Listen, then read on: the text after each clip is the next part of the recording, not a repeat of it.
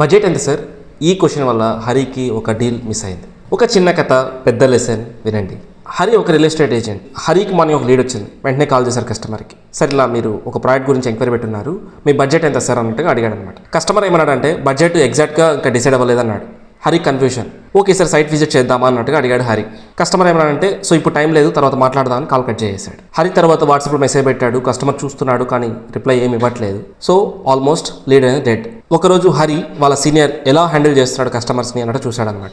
So తన senior name Ravi. రవికి lead వచ్చింది. రవి కాల్ చేశారు కస్టమర్కి. కస్టమర్తో ఇలా అన్నాడు, సరే ఈ ప్రాజెక్ట్ గురించి ఎంక్వైరీ పెట్టున్నారు కదా సార్, సో దాని గురించి ఒక 2 minutes మాట్లాడొచ్చా సార్ అన్నట్టుగా అడిగాడు. ఎస్ మాట్లాడచ్చు అన్నట్టుగా అన్నాడు. తర్వాత డైరెక్ట్గా తన బడ్జెట్ ఎంత అని అడగకుండా, సార్ ఇక్కడ ఈ ఫ్లాట్స్ 60 to 70 lakhs ఉంటుంది అని చెప్పి కొంచెం పాస్ ఇచ్చి ఈ బడ్జెట్ ఓకేనా సార్ అన్నట్టుగా అడిగాడు. సో కస్టమర్ వెంటనే ఆ బడ్జెటే మేము చూస్తున్నాం సార్ అన్నట్టుగా అన్నాడు అనమాట. నెక్స్ట్ కస్టమర్ సైట్ విజిట్కి యాక్సెప్ట్ చేశాడు. సో డేట్ చెప్పాడు. సో నెక్స్ట్ సైట్ విజిట్కి వెళ్ళారనమాట.